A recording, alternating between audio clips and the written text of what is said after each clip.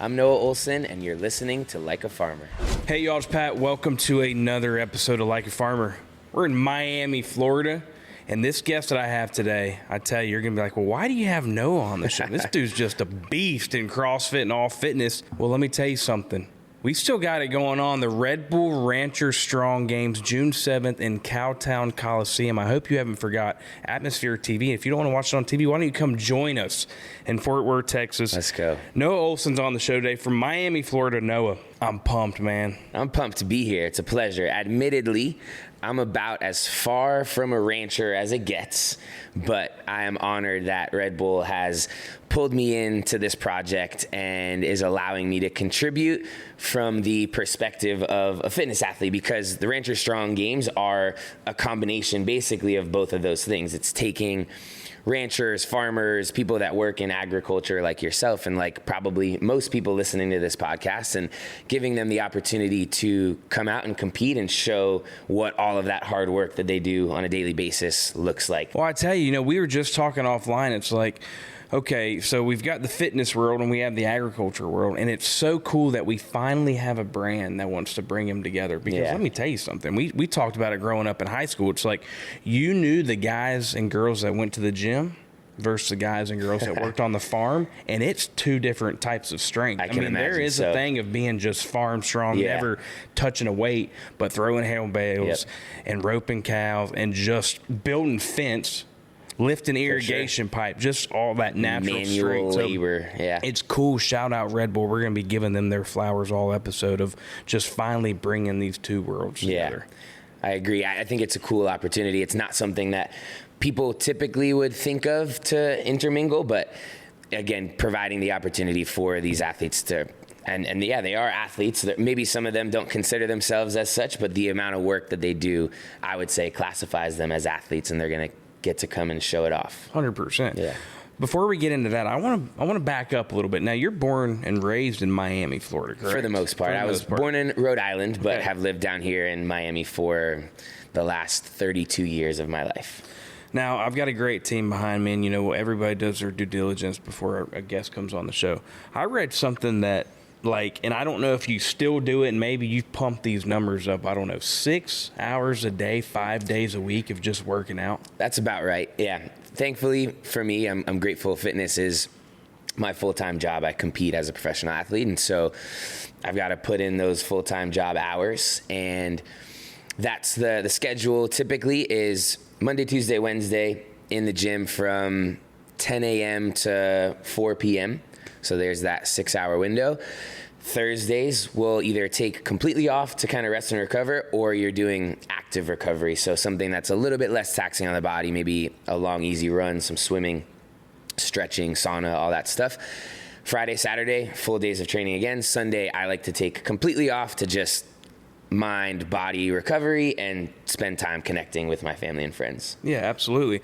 And has this always been like growing up in Miami, like, hey, I'm gonna do CrossFit, I'm gonna do fitness? Were you playing any sports? I mean, when did this come along of, hey, this is what I'm gonna do? It was actually a pleasant surprise that I ended up on the path that I'm on now. I would say there was a period of time in my childhood when I had aspirations of being a professional athlete, but the sport specifically that was for was lacrosse. That was kind of the main sport that I played growing up. My dad played in college, and so I thought that was going to be my future. Long story short, got to high school, didn't have a lacrosse team, played a handful of other sports, but had kind of, by the time I got to college, given up on that dream and was working towards finding a job that was going to make me successful in another way, studying psychology my freshman year of college. And then when I transferred back down to the University of Miami from Clemson my freshman year. Okay, so in you South went to Carolina. And then, nice. Yep. So I got a little bit of a taste of maybe not like farm and agriculture life there, but certainly much more country than Miami. So dude, you want to talk about the South. I mean, Clemson, and what a beautiful campus. Oh man, that was probably my favorite part of it all, was how beautiful it was. Anyway, came back down to University of Miami, found CrossFit my sophomore year of college while I was studying exercise physiology. Ended up getting a master's degree in strength and conditioning right here from the University of Miami, the same year that I qualified for the CrossFit Games for the first time. And again, just kind of fell into that career. Wasn't planning on it at all, just stumbled upon it, started working out in a CrossFit gym, really, really loved it, realized that there was an opportunity to become a CrossFit Games athlete. I was unaware of that prior, and got good enough, fast enough that I could make it my path straight out of college, and have been doing so ever since.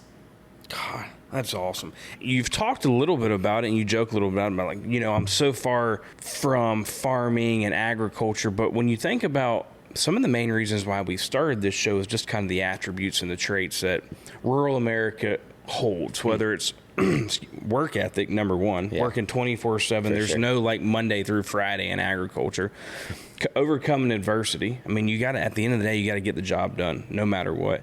Mental health is huge. And these are all things I'm assuming you use in what you're doing. So it's more of like, hey, yeah, we try to shine light on this industry, but we also try to shine light on people that have the same traits of these hardworking people do. Yeah. I mean, what are a few, like, for instance, like the mental health aspect of what you do has got to be just hard. Yeah. I mean, waking up, I'm sure you wake up early and stay out late at the gym. Like, how are some of those things that you have to overcome and that can relate to kind of what you're doing as your full-time job? Yeah, that's cool. That's a really cool comparison to recognize that those attributes of farmers are very similar to that of athletes in that regard. And I think that you're absolutely right. A lot of those things can be difficult. I don't know if this would be as applicable to the agriculture world, but I know for me, in order to maintain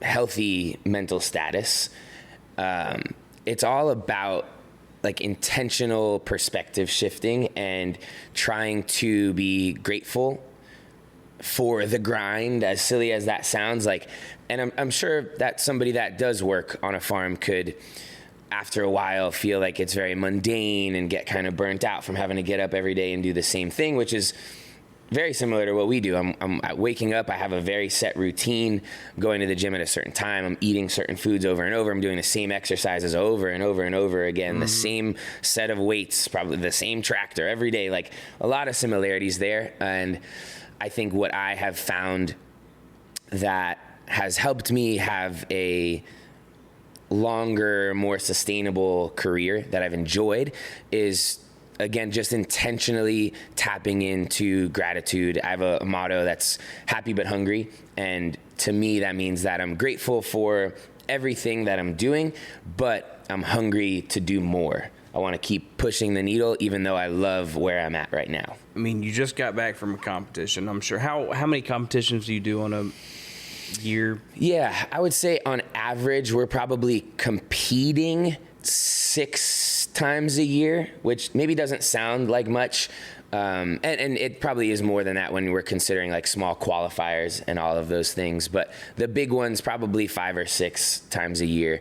But that's just the competition. I mean, think about the months it takes leading up to I mean, so it makes sense that you can only do 5 or 6. Well, and the more that you compete, the less time you have to prepare and train the specific things that you would need to get better. I wonder if there's another connection there to agriculture in some way, that like if you're always going out and trying to, what's it called when you're taking the crops and like harvest. You got planting season, and you got harvest. Yeah, exactly. Like if you're always harvesting the crops, you're not going to they're not going to grow. And so that's very similar to us. We need to be planting and sowing the seeds and training really hard. And then when the time is right, then we get to go and perform and show that off. God, I feel like we're actually doing Red Bull's job. I mean, we found the connection here. There it is. This is a slam dunk. Yeah, man. I do think it's cool to see, going back to like, okay, well, you've got what's Red Bull doing in this agriculture space? And we've talked about it a little bit. It's like, first and foremost, Red Bull from the start wants to be authentic. Absolutely. So like, hey, we're not going to come in there and just say we know what we're doing. We want to bring people. We want to bring the like farmer show. We want to bring, everybody else that's coming. We want the people that are working on the farm to come compete too. Like, we feel like the number one thing this is going to do is shine light on the agriculture industry. So I think that's really cool. I agree. And to speak to Red Bull's desire to have it be authentic, I've respected that from the very beginning with them in so many ways. And if we're talking about agriculture and fitness being a couple of them, like you said, pulling in some of the experts from the space when they started working with me, they were very open about, hey, we trust you as an expert in the space. You've been doing this for 15 years. What are some of the events that you think that we should be a part of? And if we are, how can we do that in an authentic way? And I think on the flip side, bringing in people from the agriculture world and making it genuine and authentic is important. When they first approached me about the Rancher Strong Games, I was hesitant, not because I wasn't interested, but I didn't want it to seem disingenuous. I didn't want a farmer that's watching the competition to say, what does this guy have to do with this at all? And there is going to be a heavy fitness component to it. So I'm hoping that I can lend my expertise there and then be able to have Amanda and Lance to bounce all the agriculture stuff off. And I'm hoping it's a good blend there. I'm sure you'd be able to contribute heavily as well. Yeah, so hopefully they keep you in the loop. Yeah. I think by the end of that weekend, Noah, you're going to be the farming expert, okay? Nice. I have a good feeling. I got a gift for you as well. Okay, I'm excited. So I play a about game on this show called Give 'em the Boot. Okay. Presented by TECOVAS. Nice. Now, I will have your brand new pair of TECOVAS for June 7th. I will be personally giving them to you. That's exciting. Thank you. So I've got some questions here that the team puts together, and you can give one of them the boot. I just got nervous all of a sudden. But if you give one of them the boot, that means you have to answer the other ones. Okay. 4 questions. Got it. Presented by TECOVAS. Okay, you ready for this? Yes, sir. What is the most Florida thing about you? It's so funny because Florida is so diverse. Like, the difference between northern, mid-Florida, and South Florida, it's like an entirely different country, entirely different world, state, you know? So if we're talking Miami, Florida, I am admittedly very much a city boy. Like, I grew up with the comforts of this life. That's not to say that I'm not willing to go and get my hands dirty, but I definitely enjoy the beach and nice fancy restaurant, and I'm sure a farmer would too. 100%. But I would say the most Florida Miami thing about me is maybe I'm a teeny tiny bit bougie. Like I enjoy the finer things in life, and I like to push the boundaries slightly, nothing too crazy with some jewelry. I've got a little gold nose ring. Yeah. I've got a beaded necklace on. And I don't know, I feel like that's not typical other side of Florida. Yeah. That's like very Miami, Florida. Miami. Yeah, and I'll roll with that. What are a few of your go-to Miami, like, bougie restaurant spots you like to go to? Oh, man. There are a lot of good ones. I would say right around the corner from here, there's one called KYU. It's really good. You guys should check it out while you're here. There's also a Michelin star restaurant around the corner called Cote. I don't know how you pronounce it. COTE. Really good, like Korean barbecue. Bunch of fancy little coffee shops around here. Trying to think of where else would be a good suggestion, but those are probably some good places to start. We had, matter of fact, he's been on the show, the owner and head chef at Stubborn Seed. Which is nice. In Miami. I haven't been. I would love to go. Yeah, for sure. All right, next question. Where's the strangest place you've ever worked out at? First place that comes to mind is in the Cowtown Coliseum. I had never done a workout inside of a... What is it typically is done there? Rodeo, right? Yep. Like it's a rodeo grounds. And so when I had the opportunity to go out and test some of the Rancher Strong events, that was pretty unique for me. I don't want to give away too many details, but may or may not have been riding on a horse, roping in a bull in a way. Not exactly the way that you would think, but that was a unique one for me. All right. There's only 2 left, so I got to pick one to give the boot. You don't have to give it the boot. Okay. Now. All right. The worst training diet advice you've ever been given? I'll give that one the boot. Just food is a sensitive subject for some people. We'll stray away from that one. All right. What's the worst competition meltdown you've ever had? Oof. Dang. I probably should have saved it for that one. Man, I don't know about meltdown. To me, that feels emotional. Like you lost your cool and composure. There definitely are moments of that, but the one that really stands out to me is more physical. There was the CrossFit Games finals in 2018. I think it was the first time that on the final day of competition, I was in podium contention. I think I was going into the final day in second or third place and was so excited that I was going to make my dream come true of standing on the podium at the CrossFit Games. And one of the events that we had was 20-foot rope climbs, which is pretty high up there, and ski erg and some overhead squats. Anyway, towards the end of that workout, I just reached grip failure. My grip completely gave out on me in the middle of one of the climbs. My forearms were pumped and like basically numb. And so I failed the rope climb, like couldn't keep climbing, kind of dropped back down to the mat. And that's a muscle group, your grip, that doesn't recover quickly. So there are some others where if you like make a mistake, you can shake it off and keep going. That one, for me, there was nothing that I could do. There was 5 minutes left in the workout, and people were zooming up and down the rope and moving by me, and I tried multiple times, and I just couldn't get any higher because I couldn't even close my fist. And I watched my dreams of making it onto the podium just fly right by, which was pretty devastating. But and when was this? That was in 2018, okay. 17, 18, and I made good on it in 2019 was the first time that I made the podium. I finished second at the CrossFit Games. So that felt like a good little redemption. Hell yeah. Now, can educate me a little bit when you think about the CrossFit Games. Is it, you've got multiple competitions, obviously, throughout the year, but is there like a national championship of CrossFit Games? So the world championships, it's people from multiple countries all over the world. The CrossFit Games are them. There's a CrossFit Games season that you are working your way towards making it to the finals, which is just what they call the CrossFit Games. Those typically are once a year in the summer, and then whoever wins that particular competition is the fittest man and woman on earth. There are new leagues that have just started that offer also a similar opportunity to test your fitness and become a world champion in that particular league and category. I just participated in one for the first time this past weekend in Indianapolis, called the World Fitness Project, and it was phenomenal. I'm really excited for that to continue to grow and provide athletes like myself the opportunity to make this their livelihood. Yeah. When you think about being on the podium, have you ever won one of these competitions before? I have won plenty of competitions. I never quite won the CrossFit Games, which was the pinnacle of our sport for quite a while. So that's a little bit bittersweet to have been so close and never pulled that off, because that's everybody's dream.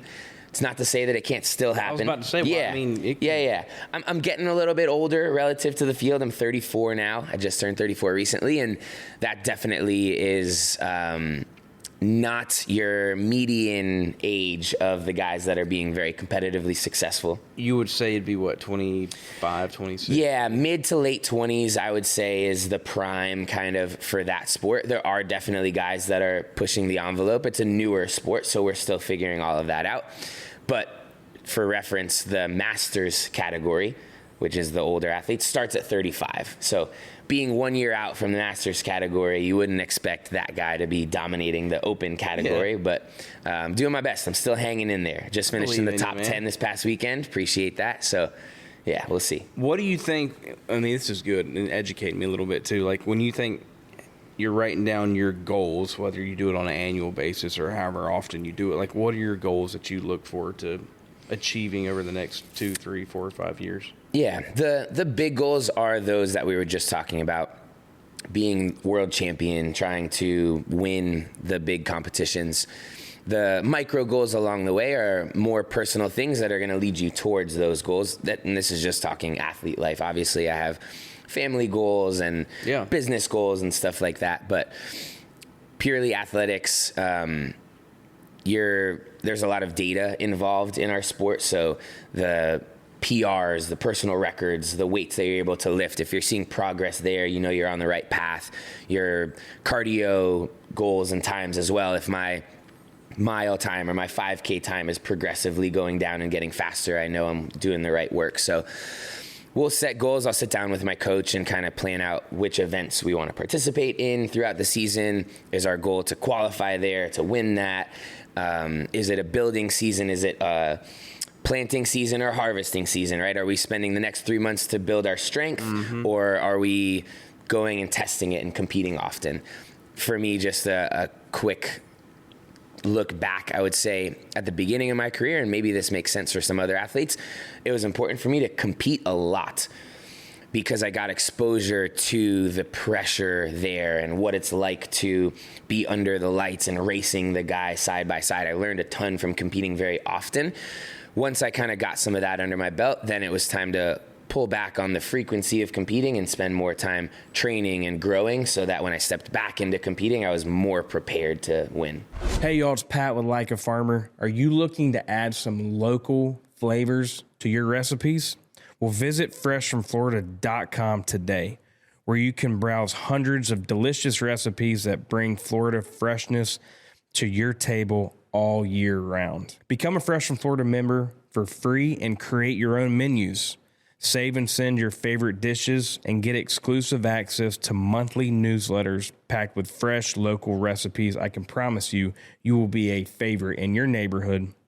From the Florida fields to your fork, year-round freshness and flavor are just a logo away. Fresh from Florida, there's a sunshine in every bite. Hey y'all, today's episode is brought to you by AgAmerica, your go-to financial partner for all things agriculture. As the largest independent financial firm dedicated to rural America, AgAmerica is changing the game when it comes to ag lending and leveling up finance options for farmers, ranchers, and landowners across the nation. And I'll let you know a little secret. The thing that sets this company apart from the rest is the people. They understand firsthand the unique needs of American farmers and ranchers because many of them grew up on farms themselves. They take a farmer-focused approach to finance, prioritizing relationships over transactions to help you build a stronger financial foundation for you and your family. So whether you're looking to buy land or secure working capital, AgAmerica has your back. Visit agamerica.com today to learn more and see how they can help you achieve long-term financial success. Because when farmers thrive, we all do. Now, going back to the culinary side of it, because I think it's very important too, especially right now. You know, when we started this business, it's like, hey, if we can attack 4, 5, 6 pillars to really lock in on audiences, you know, surrounding, it's not just the people in rural America, it's the people that kind of like that lifestyle, whether it's driving a truck or wearing boots or listening to country music. Knowing and understanding where your food comes from is one of these other pillars that's very important right now. And it's more than just where's it come from, but who's growing it. What do you, I mean, is there some type of diet that you stay strictly on when it gets closer to competition season, or how does that work? I don't see you chugging, you know, 10, 12, 13, 15 beers like before competition. No, not often. I had my period of time in indulging in all of that stuff. I would say those days are relatively behind me.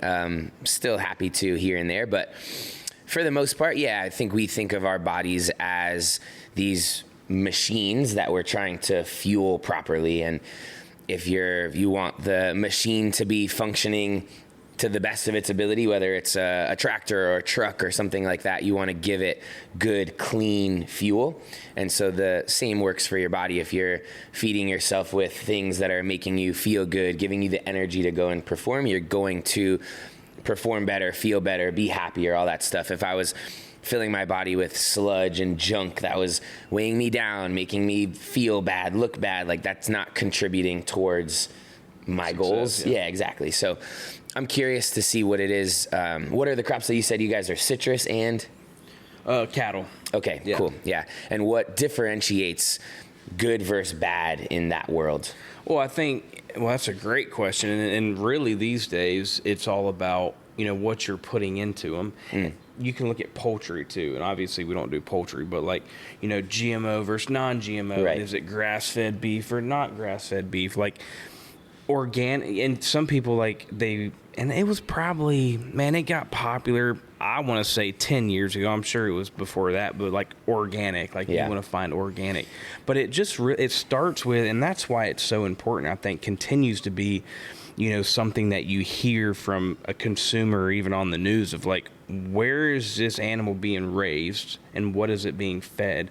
And obviously down in Florida, like you can't, especially where we are, And even where you are, it's not like you can raise a cow straight to the slaughterhouse for the most part. Like, you have to send it to Mississippi, Texas to fatten it up a little bit. I'm unaware of that process completely. You can get stockers up in North Florida where, you get the seasons enough to really build it up. But that's where it comes from. You think about, on the citrus side, right? I mean, it's so funny. It all goes back to the consumer, where orange juice has too much sugar in it. It's not good for you. And then COVID happens. Hey, if you drink orange juice, it can stop you from having COVID. Like, you can get on these wild, rabbit holes of, if a news article goes viral, our sales could go up or it could go down. And, it starts with just being fresh from the farm, to be honest with you. I mean, I've always been a big advocate of that. There's a great spot down here that's now made its way into Tampa, Sarasota, St. Pete area called Naked Farmer,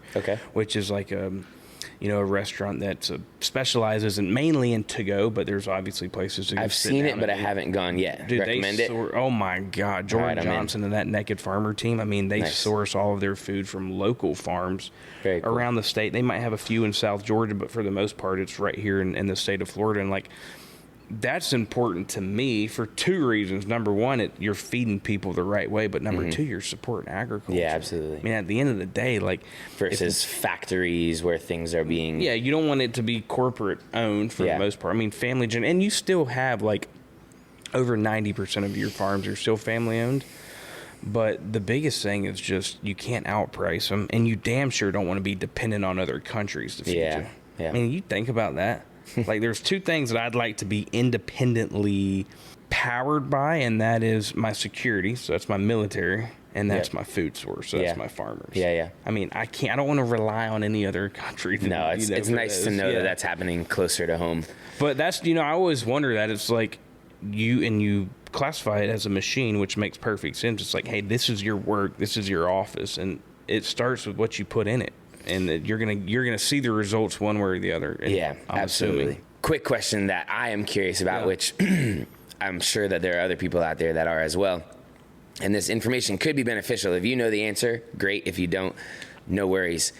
When you're talking about organic, I know that is a buzzword. It's an important thing. When you see something organic or not, and you have the choice, you're gonna lean towards organic as long as it's not too overpriced. But I don't know actually what classifies something as organic or not. What are the criteria that allow you to label the product as organic?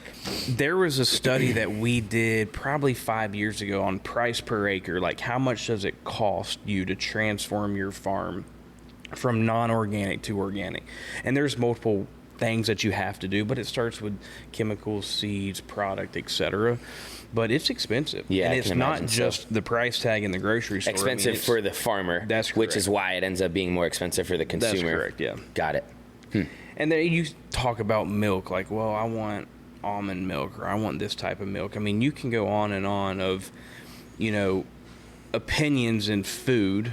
And that's the biggest thing in agriculture is food. I mean, people just look at farmers like it's a thankless job, irrelevant, everybody can do it. And it's like, no. Number one, no. Yeah. Number two is probably one of the most... I put this in a category, and I'm opinionated. I might be a little bit biased. But when you think about, obviously, military, first responders, EMT, police officers, firemen and women, I mean, farmers need to be in that category. Remind me again the term we used during COVID. Of essential workers, right? So right. That, I mean, in my opinion, farmers have got to be thrown in that, because you need it every single day. Our ecosystem doesn't function without that. Yeah. So, I mean, there's ways to think about how to thank them and how to support them, but it really starts with us as a society and as the consumer. And I get it. Some people want to go organic and some people want to go non-GMO, and we give them those options. But as long as it's coming fresh from a farm, I don't really care. Okay. So I don't ever want to be like a society where we digitalize our meat, right? That you make your meat from a machine. Right. I don't think many people want that. I'm sure that there are reasons why that's being explored, but the idea of something that's grown fresh and close and not being messed with much is appealing to me and I'm sure many others. And like I mentioned, I mean, when you think about ag, you can kind of go from pillars off of that of what is ag. And food is a big one, but it's a lifestyle now too, man. I mean, we started this show 2 years ago, and it's like, it's not the 60 million people in rural America that I'm trying to get their attention. I feel like I have. It's the people outside of rural America that want to listen to country music now and drive a pickup truck and watch Yellowstone season 1 and 2. So now they feel like they're Rip or Kevin Costner. You know, what's funny about that? We have a friend that has moved to Miami from the UK, and he just bought the biggest pickup truck possible. He's only here for a couple years for his visa, and he's like, while I'm here, I want to be America. And he just went and got this giant red pickup truck. I don't even remember what brand it is, but just because he wants to feel that America, and he loves it. He's driving it around and feels like he's connected to the culture, which is interesting. It's cool, right? I mean, I think I call it the heartland. I mean, you can call it rural America, you can call it small town, you can call it the heartland of America. Like, there's a wave that will come over you, and it's just like, man, I want to drive a pickup truck, or I want to, go outdoors and learn how to catch a fish, or learn how to, kayak, or, learn how to grow a crop to maybe go farm to table, or listen to country music, or drive a pickup truck. For sure. There's this wave that's come over this country, which feels just like America, and it's really cool to see. Yeah. From my perspective too, health and wellness, like, that is trending in a really positive direction as well. And I think a lot of the things that people are exploring now in order to improve their health and wellness are tied into what you said: going for hikes, going fishing, going and doing some manual labor. Like, people want to work out and move their bodies, be outdoors, and that ties into that culture as well. It will be very interesting.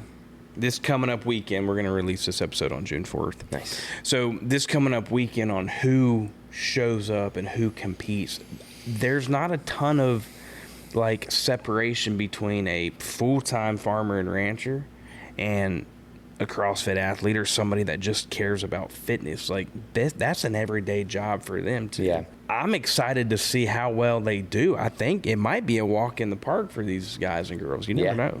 Yeah, I would love to see genuine farmers, ranchers step in and kick the butts of the people that are fitness athletes that are just tossing on a cowboy hat for the weekend. I think that would be cool, talking to the genuine and authentic nature that Red Bull wants to approach this event from. I would love to see that be the case. I don't know if that's how it'll pan out. I got to preview and test the course, and it's tough. It's physically tough. Like, you've got to hustle in order to try to get through everything as quickly as possible. And when I finished that, my heart rate was through the roof. I don't know how often, if you're working on a farm, you're pushing the pace and doing things at a really fast pace. I can imagine moving through things slow and being able to do them well. But how often would you say that as a farmer, you're rushing through to get something done? Maybe you've got so much to do that you have to move through it pretty quickly to do it all. No, you're right. I think, hell, building fence might just be so bad that you need to get it through. Yeah. I would say the only main fast-paced job would be working cows. And it's one of those things, you do have to take your time. But to your point, it's and it's not oh, you're working slow. It's, oh, you're working to make sure the job gets done the right way. So, right. Yeah, I would say that'll be interesting, because this is more of a fast-paced game coming up this weekend, right? Correct. I think so. Yeah. The course design hasn't been finalized yet. At that point, obviously it will, but I would say that you're looking at only a few minutes of max effort obstacle racing, basically. Yeah. Different challenges. The biggest thing that I'm assuming comes out of this weekend, and the coolest thing at least, is when you think about brands. Let me just tell you, Red Bull, I mean, Jake and I were talking about it the other day, just a brand that doesn't have to do anything and has some of the best marketing out there. For sure. And it's just because of how they present themselves as a brand. But this is one of the first times a brand outside of ag has come into ag and said, hey guys, we want to shine light on you. Yeah. That's really cool. Elevate the space. Now, there's some agriculture brands out there that just do it. Tractor Supply, John Deere, that, because that's their area. Right. But outside of ag, there hasn't been huge brands that have come in and said, hey, I want to support you. I want to shine light on you. And matter of fact, I think we have a lot of similarities, because I could tell you, there's probably a lot of farmers and ranchers that maybe would substitute some of their cold beers in the bed of their truck for a couple Red Bulls, I'm assuming. A little extra energy for the day. Yeah, no, I agree.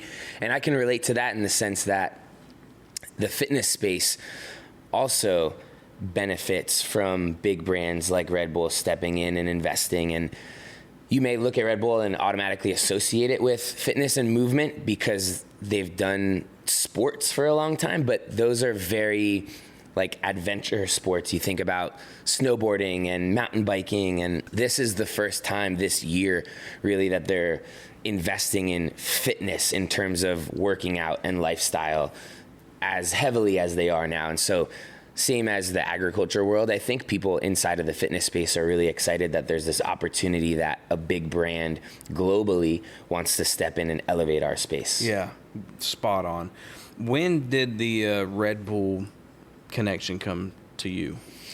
Ironically, a decade ago, in this very same office, we had some initial conversations with some of the team, some of them that are actually still on the team, and they were super interested, but the global brand team said that they weren't ready yet to fully invest in fitness. They wanted to do a little bit more research. A year ago, they gave the green light basically for Red Bull to pursue fitness athletes in the fitness space. And so the guys that we've been talking to a decade ago emailed me. They're like, hey, is this still the right email? You still around? You still doing this fitness thing? And we reconnected. And so it's been a cool coming to life story that's been developing for a long time. Damn, that's cool. So this for is sure somewhat new-ish. Yeah, absolutely. My official relationship with Red Bull is new-ish, but the genuine connection has been there for a long time. So I'm excited that we finally get to do what we've been wanting to do for a while. How do you use your Red Bull? Like when you talk about implementation in your everyday activities? Yeah, I use Red Bull often. That should be like a cool, say, how do you use your Red Bull? Yeah, I'm sure everybody uses it in different ways. No longer am I in my college dorm drinking one to get through writing an essay. I've graduated beyond that phase. So now I'm using it primarily for sport. On an off day like today, I'll usually sip on a zero because it doesn't have any sugar. Cheers. But when I'm in the gym, it actually is beneficial to drink a Red Bull that has some sugar in it. Sugar is carbs. Carbs are fuel for fast twitch movement. So when you're talking about all the exercise that we do, your body needs carbohydrates in order to fuel its machine. And so having a Red Bull that has sugar and some caffeine in it is the perfect combo of performance enhancing fuel. Outside of all of this, man, I want to know what are some cool things that you're working on, projects, anything exciting coming down the pipeline? Yeah. Well, the most Obviously, exciting thing in my life, that's a funny way to say it, but it makes sense. My wife is 30 weeks pregnant. So we're super pumped. We're going to have our first little baby boy here at the end of July. And we're both over the moon excited about that. We've been wanting that for a while. So very cool that that's finally here. I'm sure my life is going to change pretty majorly. Although, that being said, I want most of what I do to stay the same and just be enhanced by having our son. Talking about kind of career stuff, I mentioned earlier the World Fitness Project. It's in its inaugural season, so that's really exciting to be a part of. An incredibly successful first tour event just happened this past weekend. We compete again. Tour stop number 2 is in Mesa, Arizona, August 29th. And then the finals, the World Championships for the World Fitness Project this year, are in Copenhagen, Denmark on basically Christmas. So that'll be cool. Hoping to be able to do well there and, again, help that league establish itself as one that's going to provide a lot of other athletes the opportunity to make this their lives. I've also been dabbling lately in other types of fitness. I did my first high rocks, which I know can be kind of cliche depending on what you've seen about it. I enjoyed it a little more than I thought I would. My best friend Chandler and I qualified for the World Championships in that, so we'll be competing in that the beginning of June. As a team or? Yeah, it's a duo. It's like nice. two men at the same time, where you get to share all the work in between all the running stuff. And then I have done some endurance stuff lately, kind of more for fun. I did my first official marathon here in Miami at the beginning of February, and then did a full Ironman back in November. So playing around with different types of fitness. The Rancher Strong thing, I don't know that I'm going to compete in that because I'll have some other roles, but I really enjoyed that style of fitness, kind of like obstacle course racing and adding some labor into the mix. But that's what's on the horizon for me, I would say. Still being heavily involved in the fitness space, doing some really cool things with Red Bull and all the projects they're involved in, and raising a little dude. Yeah. What do you do for like fun outside of this fitness? Are you teeing it up somewhere? Believe it or not, I do find fitness to be quite fun. So we do that a lot. My friends and I spend a lot of time in the gym. Even when we have like a free day, we're going to go into the gym, make up a little partner workout and throw down for an hour. And then once we get outside of the gym, hanging out, getting good food, spending time with our friends. We have a beautiful backyard, thankfully, so we'll hang out by the pool there. Go to the beach every now and then, probably not as much as you would expect living in Miami. I think people think you live in Miami, you must be at the beach every weekend. Not really. Not quite. But maybe once a month we'll go hang out at the beach. And then in between that, honestly, pretty busy with a lot of the projects that I've got going on with Red Bull, traveling out to Texas in June.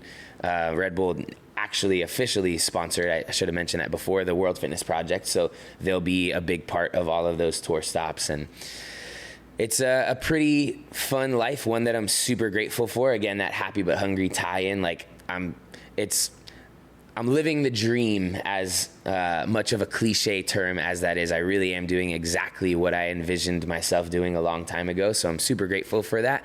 But I don't want to get complacent. I want to keep doing it to the best of my ability. I want to do more things, and I want to do them better. So, dude, I'm telling you, I live vicariously through your social media. Every time I see you, you always got a smile on your face. I do my best. You're always getting in the gym, working out, feeling good. Appreciate that. You know, and that alone, just the mental aspect of having to do that every single day is just crazy to me. So I'm giving your flowers on that. Thank you, brother. Give me some like numbers right now when it comes to squats and deadlifts and like where are we at? Yeah.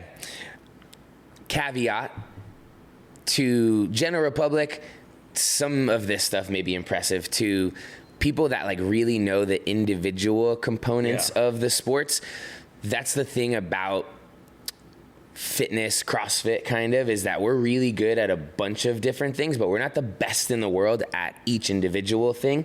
So I, this weekend, did a shoulder over at a split jerk, basically took a barbell from my shoulders out of a squat rack, locked it out over my head at 388 pounds is a PR for me, which is a lot of weight to be holding over your head for sure. But there are guys out there that do that with 500 pounds.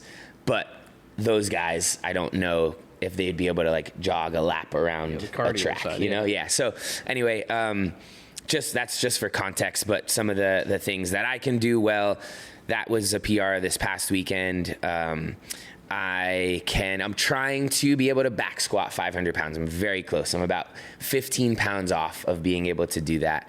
Can run very close to a 5-minute mile as well. I've run a 5:07, so that's close there. Can do 30 unbroken muscle ups, can handstand walk for 100 yards. It's just like fun party trick stuff that contributes to being competitively successful, but to the outside world, they see it and maybe don't understand how hard it is, but are like, that looks really hard and is really cool. I mean, you're talking me into maybe coming to an event just to see it. Let's go. Yeah. I'd love to maybe compete. Yeah. I need a couple years to get my body back. Come on, man. I'll take you under my wing. That'd be awesome, man. Anytime you want. Gym's right around the corner. We'll do like a 6-month kind of training with Noah and Pat to see if he could turn this into that. You heard it here first. That'd be unbelievable. I can't wait for the day that Noah calls me. Hey, Pat, You know, my son's 3-4 years old now.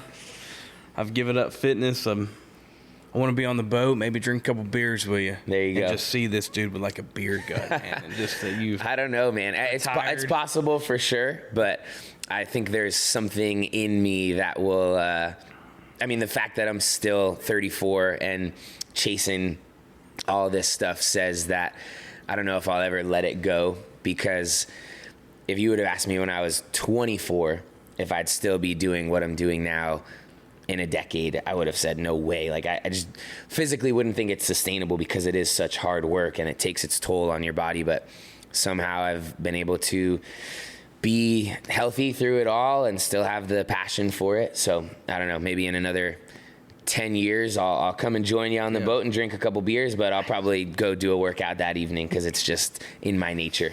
That's a good point, though. Before we finish up, you've been doing it for so long. Like, what keeps you, like, going every single year? I mean, you're 34. You just told me that you're kind of on the older side of these games. Yeah. Like, what makes you wake up every single day, if you could tell somebody that? I think there's a lot of things that do, but the main ones are the people and the experiences that I've had in my career. There are times when I am going to compete the day before a competition, and I'm sure every athlete can relate to this. The nerves are out of control. You're like so nervous about the fear of failure and performing in front of thousands of people. You're sick to your stomach. You're experiencing a ton of doubt, where over and over again before and sometimes even during the competition, I'm like, I hate this. I actually don't want to do this anymore. After this weekend, I'm done. And then you make it to the last day of the competition, and you have, if you're lucky, some moments that are epic, and you cross the finish line in first and everybody's cheering for you and you're just pumped about your hard work paying off, and the competition's over and you're celebrating with your friends and family, and it's like you forget about all of the things that you were thinking at the beginning of the weekend about hating it, because you're like, this is so awesome. The fact that I get to do this, I get to perform and entertain all these people who support me and love to see what I'm doing and are inspired by the hard work that I'm putting in. That makes it all worth it for me, just knowing that that's on the other side of it all. It's a great answer. That is a great answer. I appreciate what you do, man. I really do. Right back at you. Like I mentioned, just seeing you always smiling, always moving forward. Pumped to see you be a father. I know you're going to be a badass at that. But thank you for what you're doing this coming up weekend for the state of agriculture and who the farmers are. And I'm excited to be there with you, man. Yeah. I mean, this could be really this could be the start of something cool to shine light on an industry that needs it, and to show how similar that fitness and agriculture might actually really be. Yeah, I agree. I'm excited for all of the ranchers to come out and show their strength. It's going to be awesome.